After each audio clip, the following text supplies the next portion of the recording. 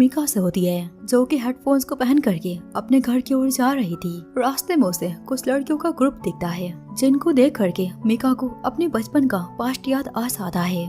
जब वो 8 साल की थी तो उसके पास भी काफी सारे दोस्त थे, पर जब उनके दोस्तों को पता चला था मीका स्पिरिट को देख सकती और उनसे बातें भी कर सकती, तो उसके सारे दोस्त काफी डर जाते हैं और उसे पागल साइको बुला करके अपनी दोस्ती को उससे तोड़ लेते हैं। ऐसे ही मीका बिल्कुल अकेली पड़ गई और अब तक उसका कोई दोस्त नहीं बना। सो प्रेजेंट में वो सारी लड़कियां मीका को अपने पास बुलाती, लेकिन मीका उनको मना करके आगे चली जाती। आगे रास्ते में एक मैजिशियन अपना मैजिक दिखा रहा था। उस बंदे का नाम चार्ली था। चार्ली मीका को अकेला देख करके उसे स्टेज पर बुलाता और सारी पब्लिक के सामने ये दावा करता है वो उसको गायब कर सकता है। इस बात को सुन करके ना सारी पब्लिक काफी एक्साइटेड हो जाती है। चार्ली अब मीका को उस बॉक्स के अंदर डाल देता है, जिसके अंदर ना मीका को काफी अच्छा फील हो रहा था। लेकिन अचानक से वो दूसरे प्लेस पर ही टेलीपोर्ट हो जाती है, जहाँ पर उसका फोन चलना एकदम से बंद हो जाता है। तभी अचानक से उसके सामने एक बैलगाड़ी आ जाती है, जिससे वो ऑलमोस्ट टकराने वाली थी। उसी बैलगाड़ी में से एक क्यूट सा हैंडसम सा बंदा बाहर निकलता है, जो कि मेरे को बचा लेता है और उसके कपड़े के स्टाइल को देख करके ना उसकी तारीफ करता है। तभी उससे बैलगाड़ी में से ना एक और लड़का बाहर निकलता है, जो कि मीका से कहता है तुम हमें अपने घर का रास्ता बताओ, हम तुम्हें तुम्हारे घर तक छोड़ देंगे। पर हैरानी की बात तो ये थी, मीका सारा कुछ भूल गई। उसे कुछ याद नहीं था वो कहाँ पर आ गई। इवन उसे अपना नाम और अपने घर का एड्रेस कुछ भी याद नहीं, क्योंकि ना वो समय में बहुत पीछे आ चुकी है। वो दोनों बंदे मीका को अपना नाम बता दे। एक का नाम एल्बर्ट था और एक का नाम योशिदा था। फिर एल्बर्ट मीका को अपने साथ अपनी पार्टी में लेकर जाता है। वहाँ पहुँच कर ना मीका सभी के ड्रेसेस को देख करके बहुत हैरान हो जाती है। योशिदा उसे इतना शॉक देख करके उसके पास आकर बताता ये पार्टी हमारे क्राउन प्रिंस के लिए है। अब दोनों ही उसे डिटेल बता रहे थे, पर मीका खाने की खुशबू को देख करके पूरी तरीके से अट्रैक्ट हो जाती है और तुरंत खाने के पीछे दौड़ जाती है। पर वो गलती से ना वेटर से टकरा जाती है और उस वेटर के हाथ से खाना सीधा क्योया के हाथ में आ जाता है। क्योया को बहुत गुस्सा आता है। वो गुस्से में उस खाने को फेंक देता, जो कि सीधा काजीरो कैच कर लेता है। जिसके बाद ना क्योया और काजीरो आपस में ही बहस करने लगते हैं। तभी उनके बीच मीका आ जाती है। मीका को देख करके क्योया बहुत डर जाता है, पर काजीरो उसे बिल्कुल डर नहीं लगता। वो मीका के पास आकर कहता है क्या तुम मेरे साथ डांस करना चाहोगी?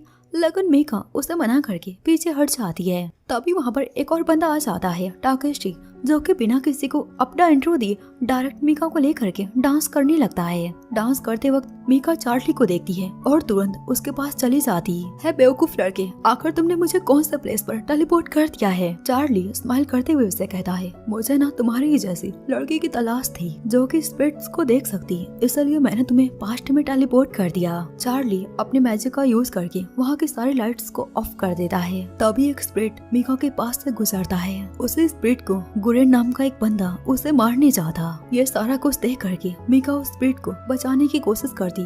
तभी लाइट्स ऑन हो जाता है तो एल्बर्ट तुरंत मीका को अपनी ओर हिच करके सभी को बताता है ये मेरी होने वाली फियांसे है।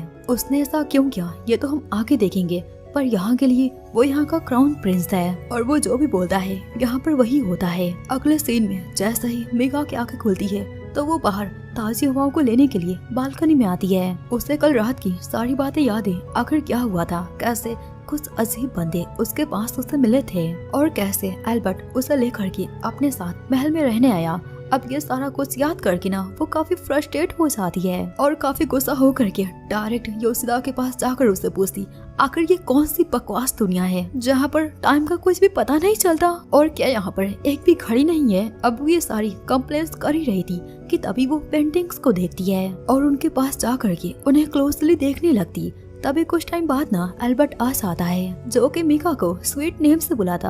अब ये देख करके मीका बहुत नर्वस हो जाती है। एल्बर्ट को ऐसे फ्लर्ट करता हुआ देख करके एल्बर्ट अब मीका के और पास आकर कहता है तुम जब तक यहाँ पर रहना चाहती हो ना तुम रह सकती हो। वैसे तुमने अब तक मुझे बताया नहीं तुम्हारा घर कहाँ पर है? मीका उससे रिप्लाई करती है मुझे ना वो अब तक याद नहीं आया। तो इस पर एल्बर्ट बोलता है कोई बात नहीं, वैसे तुम क्या खाना चाहोगी? खाने का नाम सुन करके मीका बिल्कुल मेरी तरह अपने सारे डिमांड्स को बता देती, जो सुन करके ना दोनों ही बहुत हैरान हो जाते हैं। एंड अब कुछ टाइम बाद ना मीका को किमोनो पहन करके तैयार होना था, पर उसे तो किमोनो पहनना आता ही नहीं था। तो एल्बर्ट की सर्वेंट ना मीका की मदद करती है और अब कुछ टाइम बाद सभी साथ में खाना खाते हैं। खाना खाते वक्त एल्बर्ट मीका को बताता है योशिदा को ना ड्राइंग्स करना बहुत पसंद है, वो हमेशा से ही ना ड्राइंग करता रहता है और क्या तुम उसकी मिसिंग कैट को ढूंढने में उसकी हेल्प कर सकती हो। मीका तुरंत उसकी हेल्प करने के लिए मान जाती है। फिर एल्बर्ट उससे कहता है जैसा कि तुम्हें पता होगा ना, यहाँ के सारे लोग घोस्ट और स्पिरिट को देख सकते हैं और इसी कारण से सारे स्पिरिट्स ह्यूमन से छिपकर रहते हैं, तो फिर तुम्हें ना थोड़ी सी परेशानी हो सकती है योशिदा के कैट को ढूंढने में। एल्बर्ट की सारी बातों को सुन करके ना मीका को पता चलता है योशिदा की कैट एक स्पिरिट है, क्योंकि ना उसे ये बात पहले पता नहीं थी। अब आके रात को योशिदा अपने कैट को ढूंढने के लिए बाहर जाने लगता है, लेकिन जाने से पहले वो मीका से कहता है तुम्हें एल्बर्ट की बातों को सीरियसली लेने की कोई भी जरूरत नहीं है, तुम बस अपना काम करो और मेरे काम में दखल मत देना। ऐसा बोल करके योशिदा वहाँ से चला जाता है। तभी वहाँ पर चार्ली आ जाता है, जो कि अपने साथ मीका को कहीं पर ले जाने की बात करता। तो मीका उससे गुस्से में कहती है मैं तुम्हारे साथ कहीं भी नहीं जाना चाहती और तुम ना मुझे बस मेरी दुनिया में पहुँचा दो। चार्ली उसे रिप्लाई करता है अब ये ना पॉसिबल नहीं हो सकता, जब तक कि ना तुम अपने कंडीशन को पूरा नहीं करोगी जिसके लिए ना तुम्हें यहाँ पर लाया गया है, तो तब तक यहाँ पर तुम बस टाइम को एंजॉय करो। अब अगले सीन में मीका योशिदा के पास आती है जहाँ पर वो ड्राइंग्स को कर रहा था। उसे ये सारा कुछ करता हुआ देख करके ना मीका उन सारी